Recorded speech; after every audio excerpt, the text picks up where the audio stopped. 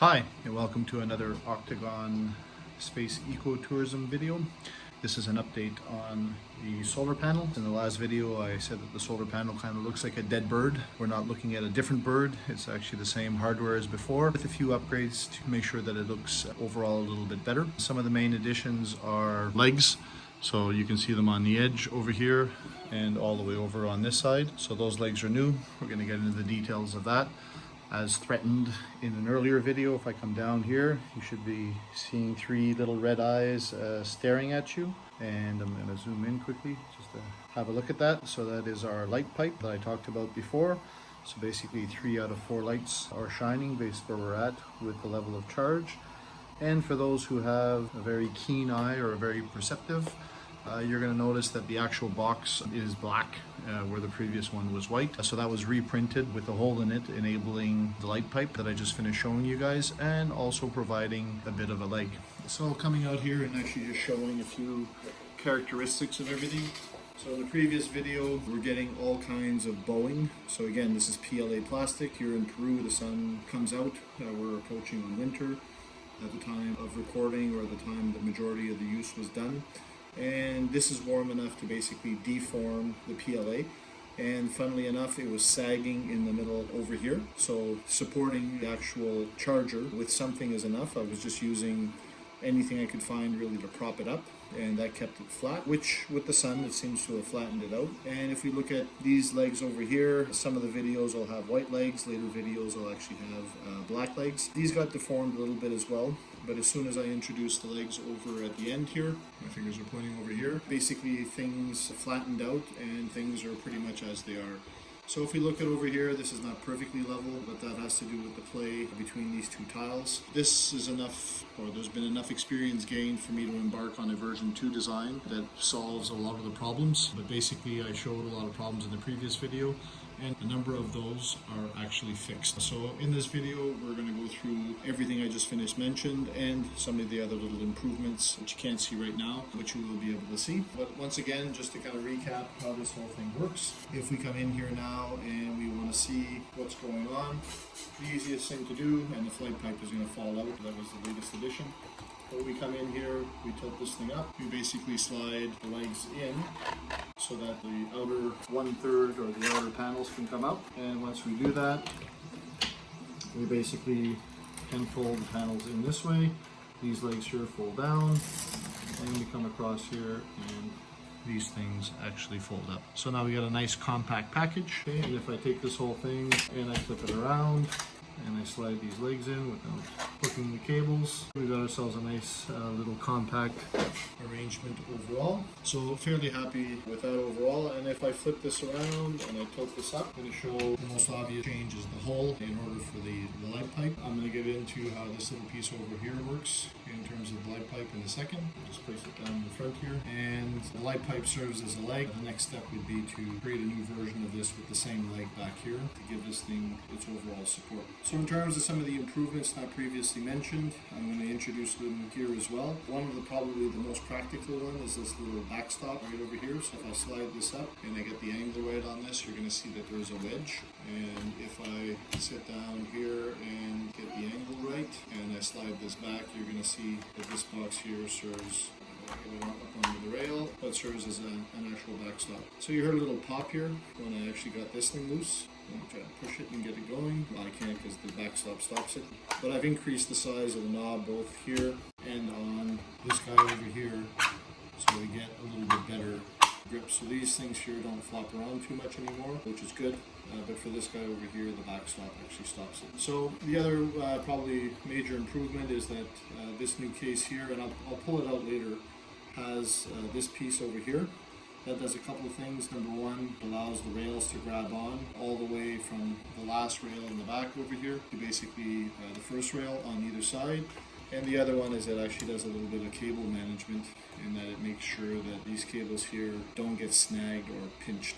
And I'll get into the subtleties of that a little bit later on. Yeah, so other features that are reasonably macroscopic that are also quite important that weren't here the last time. You can see here that I've actually put in a clip, and this is fairly tight. So in the previous video, I isolated this specific panel and I was pulling it up and I was getting separation here. So this clip stops that from happening. And I probably need to put another one up here just to stop this specific, these guys from sliding out. But in version 2, I've got some other ideas on how to solve that in a better fashion, so we'll wait for that. And if I come across here, you're going to see that below this, when we take it out, that there's another one of those clips.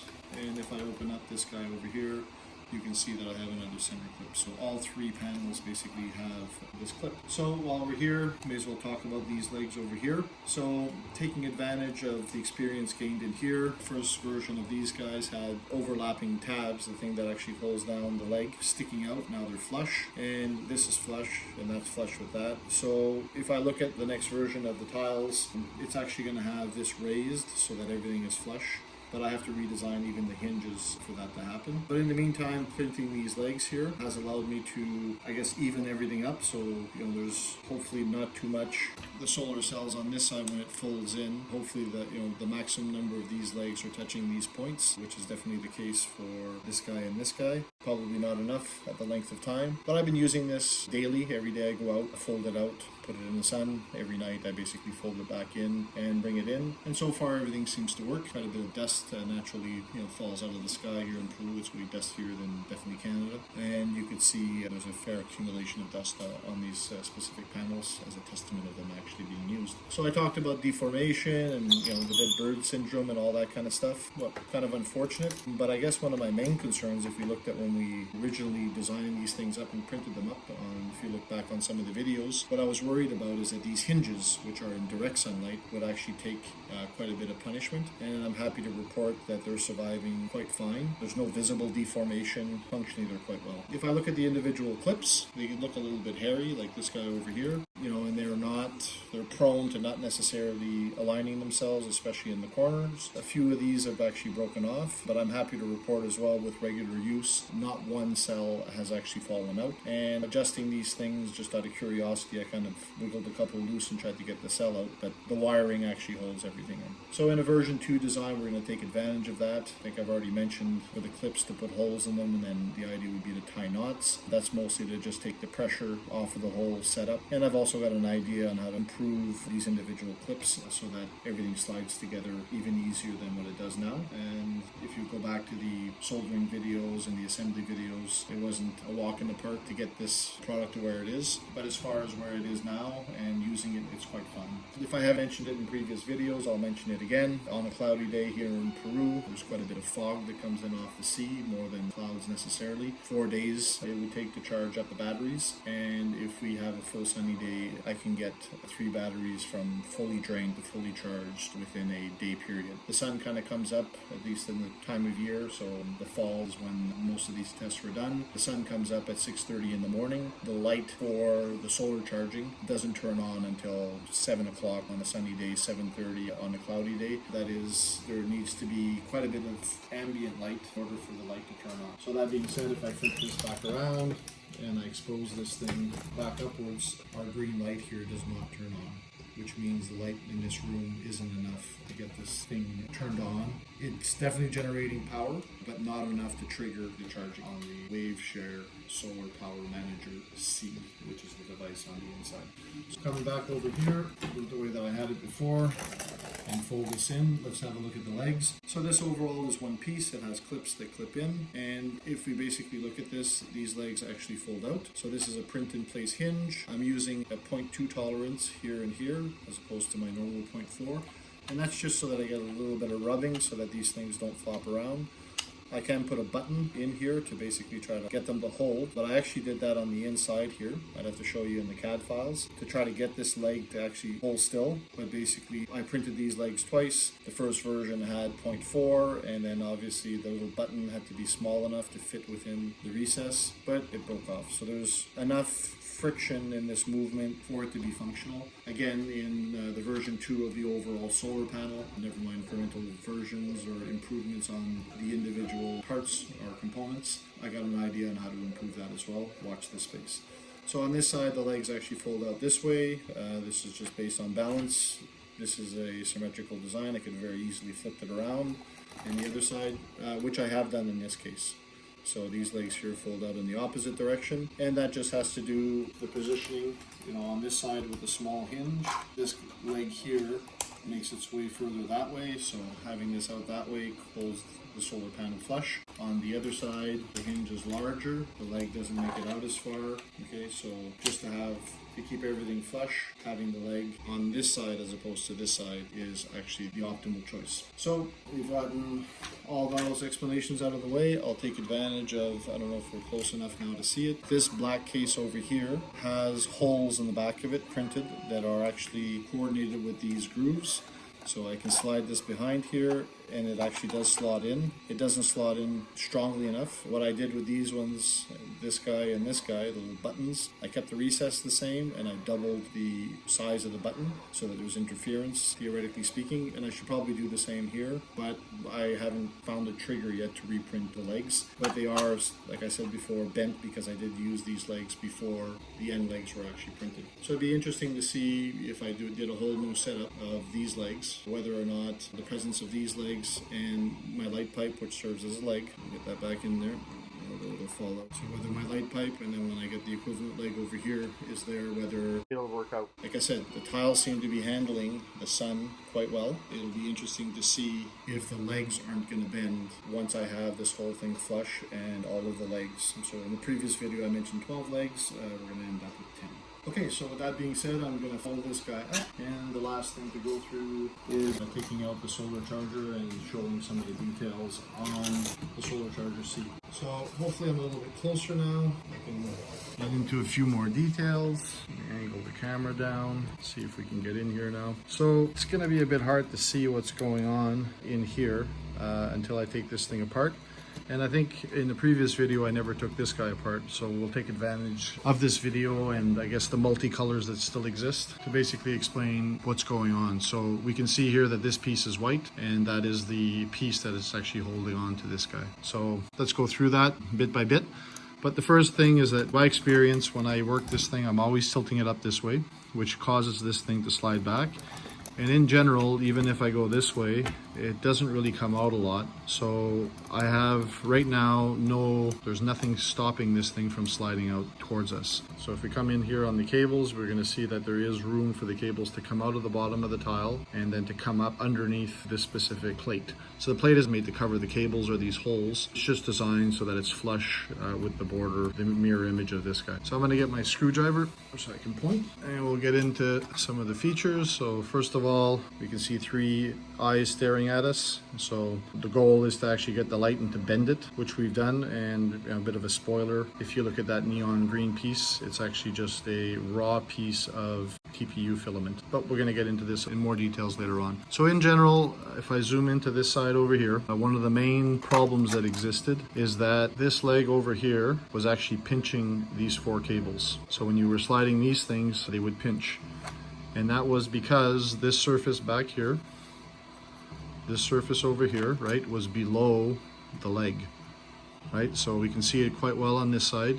This height here is the same height as this.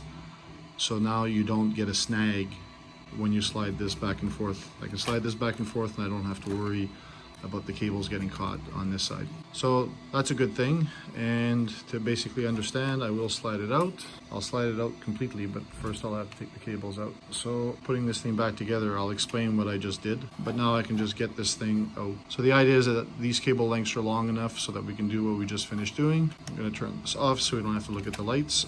But here we can have a look at what's going on in a little bit more detail. So before we get into what's going on under here, I'm going to take this out, and to do that I'm going to explain how this works. So overall, there's not going to be that much mystery to what's going on with this guy, but effectively you can see the split in this button. So you can see there's a bit of play there, but this button isn't going to come apart as long as this is plugged in. So this is plugged out, okay, and then this is plugged in. So, and when it's plugged out, I can actually pull it apart. Okay, so no big mystery in terms of what's going on there. 2 positive leads going to, the right half of the cell. Sorry, 1 positive, 1 negative, 1 red and 1 black for the whole, that side of the cell, and the other one is for this side of the cell. And then in here, we're just designing this so that it's stuck in. this fits inside here. So at first this piece here was too long, and then I just by trial and error shortened it. So I shortened it by 2 millimeters, and now it's too short. But if it's long enough, this piece here will push this cone shaped piece in the bottom of this hole. So in order to see, exactly the amount of work that's gone into this little piece, probably best done by looking at the CAD files. But obviously the base of the design came from version 1, and then when I decided to turn it into a knob that gets pulled out, that was in version 2, and it's just a combination of both ideas. So, but again, this is the important part. There's a little bit of clearance here because the cables do stick out a bit. And then if we look at the importance of this piece here, there's a couple of holes coming out. So if I want to disconnect the solar charger, I'm going to call it the solar charger case, from the actual solar panel, this piece has to go with it. So effectively after assembly, I can take these out, I can unscrew these 2 screws and then take everything apart, but by hand this will stay with the device. So obviously this is spring loaded. I'm using the same springs as before. If you've followed other videos, you're going to see that Octagon springs is something that needs a lot of research. So I had an opportunity here to play a lot with a very long spring and to test the elastic and inelastic range. So we're going to take it apart, and I haven't done it and I haven't looked at it, but effectively this thing here just pops out. So what we have over here is a groove, okay, and that little notch in there is for assembly. I'll explain it when I put it back together. But here we can see already our spring sticking out. But with this thing out, I can now pull this whole thing out, and we have ourselves a spring that has been in there for quite a bit. And if we examine that spring in terms of if the camera is getting blurry or has a hard time focusing, it's because the 3D printer is vibrating, causing a hard time with focus. But overall, the spring has been doing its job for, I'm going to say, weeks now. I don't use it that often, but its job is to hold this button in, right? Longer springs where it's tensioned, put it under a little bit of pressure so that it basically does what it's supposed to do is the best idea. But I haven't gotten any measurements. I don't have any science. I can't, draw a graph in terms of where these points are, but I think we're on the right track. So now overall, this is the piece that I was talking about. You can see where the cables come out, and I'm just going to put this over here so that we can examine our solar charger in a little bit more detail. So over here, it's the cable routing. So because of the button and the size of the button, which is dictated by the octagonal shape of the sides, the button actually comes below this level. So that's why this cut out until here. But the idea is the cables come up in here, right? They come out through here. And once again, this gives us enough guidance that it just naturally, with the octagonal shape, comes in this little wedge shape that is actually in here. So I could probably do more work so that I can theoretically hide it, but the idea is that the cables actually just come in and lie in here, and there's enough room for, even if I put 2 more, probably even up to 4 more, there's enough room in this little triangular piece here to see the cables through. So pretty happy with these design changes. Here we can see the little dents that I was talking to you about. So once again, when these don't work out in terms of holding the legs in, keep the hole the same, double the size of the dimples that are sticking out. And the idea is it's designed that this part is going to scratch and we don't see it. So on this case here, this button's going to wear out, but we don't want big long scratch marks on the legs necessarily. So a few little design considerations in here. One of the things, once we get the light pipe stuck in here, pulling out the Solar Manager C is going to be hard, so we don't necessarily want to do that. Access to the 3 batteries and pulling them out individually is what this is all about. Getting this so that this doesn't come out, it could be a design change, because most of the time I do a print in place of these 2 pieces anyways. But overall, I don't think it's required. And again, the backstopper that I showed you, one of the unfortunate pieces of that is that you have to slide the solar charger manager forward to basically get this piece off, which is fine because it's designed to not come out.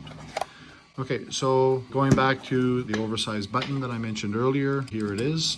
And one of the consequences of that is that because it doesn't fit necessarily, when I push this through, you can see very clearly that a crack is developed right over here. This is a flaw in the design. Printing this hexagonal is mostly being done for theme and aesthetics. Is it a good idea? I'm not too sure. But we have what we have, and that's good enough. So if I look at this now and I'm going to put it back together, the height of this thing here is twice the thickness of the spring, because this rail here, or this sliding piece, is the same thickness as the spring. And if we look at the height of this guy, we're going to see that it's actually half that height. So what we do now to put it all back together is we put this in here, we grab our spring, right? We're going to be able to slide it all the way in, which is quite nice. And then, as I mentioned before, there's a bit of a notch in here, and that's in order for me to provide my screwdriver actually to push the spring in. Well, I guess the spring is deformed because I don't have to push it in. So more work to do with the springs.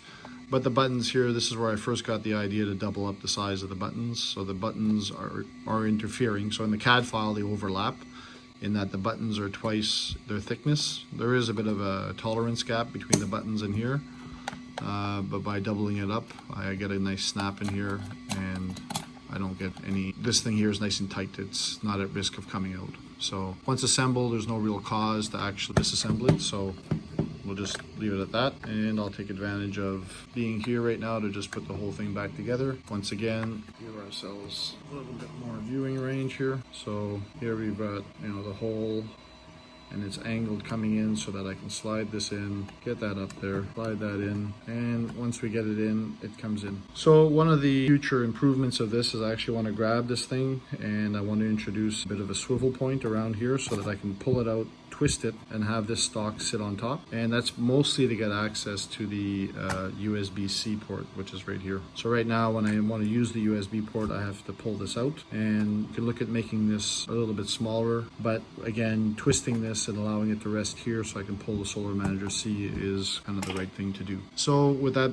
being said, I'm going to turn this back on, because we are going to look at some of the details of the light pipe as the next and last order of business. So now if we look at, let me go back to what I was telling you about in terms of cable routing. So cable management, kind of important. So you can see a little triangular piece in here where these cables are managed. So you can see a triangular shaped piece. That's where the cables come in. They don't have to lie flat necessarily. So to get them in there, it's pretty simple. I just basically pull this guy out, slide the cables in, to pull the cables tight, okay? And here we have it. You know, the cables are in their final resting place, okay? And this thing is in as far as it's gonna go now. And like I said before, we still have some space. So if I flip it around, the cables are running in front, and all we need to do now, pull it out again and just make sure that they slide behind there, and we got ourselves a nice cable run, okay? And cables are long enough, thank God, for me to be able to slide it out this far out, and then I slide this back in. And as I'm sliding it in, the best thing to do is just to pull out the slack like I'm doing now, and we can keep the slack going. So here, you know, there is a risk for cable management. You know, the idea would be to find some way to get this behind here so that when this leg comes back, I don't accidentally hook these cables like this, you know, and pull them out. But right now, from a practical perspective, this is practical enough. So I'm happy enough with what's going on. And we'll just take this little piece here as the last piece and go through the little devil's eyes that are shining at you. So the idea is every time I go outside to check to see if everything is charged up, I gotta basically flip everything over. So the goal of this is to be able to look underneath and see what is going on. And in order to get to where I am now with this little light pipe, I've only had to use one TPU conduit. So basically I'm forming an L, and in order to get it to shine down the horizontal part, the parts that are looking at us right now, all I've had to do is basically do one segment of the L. So to be very clear, there's a hole in that piece of plastic that is L-shaped, but only half of the run, only the vertical up and down, not back to front, only up and down has the TPU run. So if I really wanted to do a good job, maybe this needs to run all the way to be flush, because right now I got to look underneath here and also underneath here in order to see it. That's why I had to move the camera at the beginning of the video. But that can be done later on, but I think we might need to run TPU, you know, horizontally in here as a result of that. So I want to take a little bit of time to talk about this leg. So effectively, this is a print-in-place leg, and trying to get over my failure with the buttons on the other legs that I showed you that lay flat. The idea is that this has kind of got a C-clamp thing going on. When I push this down, I've got little buttons here on either side that are actually grabbing onto the leg. So overall, this comes in flat. I'm going to do the same thing on this side so that it holds on flat, and then it kind of basically comes up on this side, and the idea is for it to not It can flop forward, but it can't flop back, so I just got to find a way to basically hold it steady. So if anything, on the future versions, these legs over here are too thin, and if this runs longer, I need to run this free length here that gives this piece its flexibility needs to be a little bit longer. The design details I know, but at the end of the day, those are the ones that make all the difference. And as you can see, I've been able to take this thing in and out too easily. That's because I broke one of my legs. So originally I had a mirror leg of this guy on this side, and this little drop here, I'm gonna have to get rid of it. Again, the legs need to be a little bit longer so I have more flexibility so that I can snap this thing in and out. So one of the things that when this is permanently or snapped in, I will not be able to remove the Solar Manager C. So if I come in here and I look at this overall thing, it's got a number of LEDs, okay? And that LED is in a bunch of boxes, which is why I turned the lights back on. That is basically over here, okay? And that actually interferes with my light pipe. So that's why the first leg is actually cut in half. And as you can see, we can see 3 out of the 4 lights because it's 3/4 charged right now. It doesn't really seem to affect the performance of it. So from a CAD perspective, it's better to just get confinement. But I'll take advantage of this first one and I will take this out. And all what I did in order to get the light to turn the corner is, the front end, the first end has to be flush, has to be square. And when I first did the light pipe, I just tested it on another piece, which I'm going to go get shortly, and it was flat at the other end and it didn't shine around the corner. But by just cutting it 45 degrees, we get the effect we're getting now, which is being able to see the light. So the termination surface is what actually is important in the light pipe working. So if I twist those around in the wrong directions, they're not going to shine through. And the connecting pieces are also going to be cut on a 45 degree so that we can come forward if they're required. Theoretically, I can design this to be round on the inside, but anyways, hopefully I don't have to go that far, or there's cruder refinements that will add way more value in other products in Octagon, so I'm not going to basically get involved in some of those details.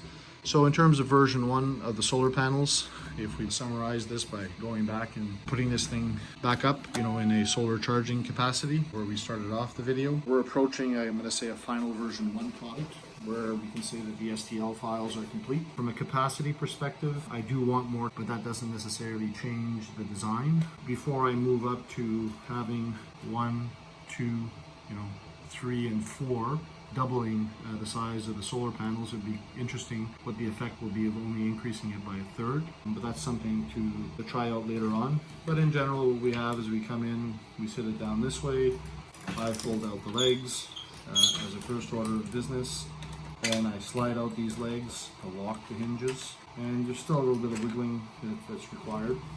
And then I basically fold off my little foot here, and I have to hold on to it. And we go from dead bird, let's see if we can get behind the 3D printer here. Go from dead bird to live bird by, or not so dead looking bird, by basically folding out the individual legs. So the light pipe leg is not quite there. So once again, dive down a bit deeper here, we can see our 3 lights. And there you have it. So this is the end of the progress update for the Octagon solar panels, which is effectively part of the division of the HAB products if you look on the website. I think there's going to be one more of these videos before version 1 of the solar panels is complete. By then maybe everything is going to be black again, and beyond that, the next element of work on that is going to be to start to print up version 2. Again, I've actually started, like I have done with other things, I've actually started some of the CAD work on the version 2 to basically solve some of these problems. So in terms of flow, I'm working on several products all at the same time within Octagon, and I expect the delay between version 1 and version 2 to be quite small. That is, whatever progress is going on in the solar panels is going to continue flow right into version 2. There won't be any delays into version 2. To the contrary, I'll be going back to Canada. It's really easy in Canada to just buy the solar cells in Amazon. So my goal is to have version 2 all printed up for my next trip over there, so I can just arrive, pick up the solar cells and basically insert them into a product that is basically already printed. So the frame and everything else will be printed. I want to get a couple of other Solar Power Manager C's, and hopefully between now and then we're also going to see one of the first battery pack videos, and we can start to do some matching solar panels to battery packs. Version 2 of the solar panels will still be compatible with the Solar Power Manager C, but hopefully we don't have to redo the solar panel design in order to charge bigger battery packs. We just basically remove this box and basically replace this guy over here with a different connector, and we put in a separate adapter and we're off to the races. Thank you very much for your attention, and we'll see you in the next video.